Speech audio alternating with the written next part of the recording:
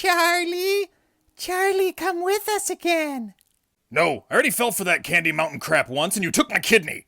Oh, we're not going to Candy Mountain, Charlie. We're going to the land of We Told You So. Episode 115, Charlie. Constipated Caligula recently gave a speech to the DOJ where he suggested that certain media outlets are illegal because he doesn't like the things they report about him. And of course, as we've been telling everybody since before November 5th, he wants to make state-run media and have control over the FCC.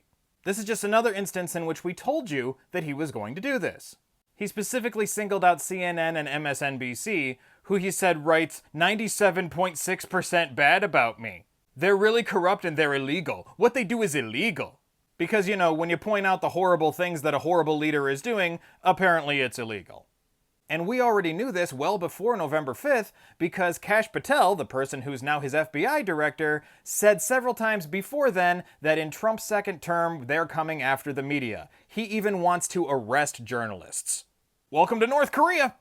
He also came up with a lame excuse as to why he couldn't end the Ukraine war within 24 hours like he kept claiming hundreds of times before November 5th. He said, well, I was being sarcastic. Even though he said, one call to Putin and one call to Zelensky and all the fighting would stop because they respect him so much. Apparently not.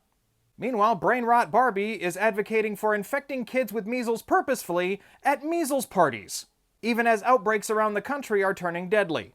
While people used to advocate for doing this for children with chickenpox before the vaccine in 1995, only 100 to 150 children died every year from chickenpox, which was not only incredibly rare, but it was advantageous to get children infected when they were young because chickenpox can actually be much more deadly when you're older. Measles, however, which I don't think the MAGA understands is not the same as chickenpox, had almost 5 times the death rate of chickenpox before its vaccine. And the deaths that happen now are amongst the unvaccinated.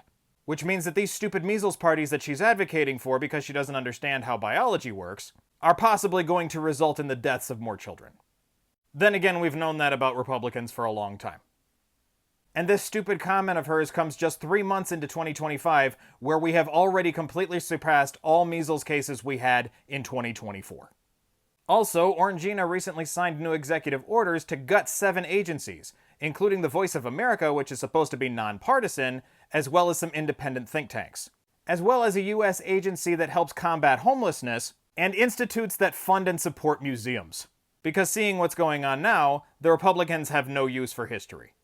And in a very strange admission, white nationalist and neo-Yahtzee Nick Fuentes recently admitted that the liberals were entirely right about Trump. He admitted that Trump said whatever he could to fleece the gullible rubes and that he lied right to their face. I hate to admit it, liberals were right fundamentally about Trump. Whether he has good intentions or bad intentions, whether he means well or not, what he is a demagogue. What he is a populist demagogue. What liberals said about him, which is that he was stirring up the rubes, animating the rubes, ginning up resentment against the system to empower himself and the people around him, and then brought the swamp closer to the periphery in his first and second administration, willing to say and do anything. Yeah, that all kind of turned out to be true. First of all, duh. But secondly, I didn't have that on my bingo card. Did you? This has been We Told You So. The shadow banning I've been experiencing for the last week is only getting worse, so do me a favor and share this if you can.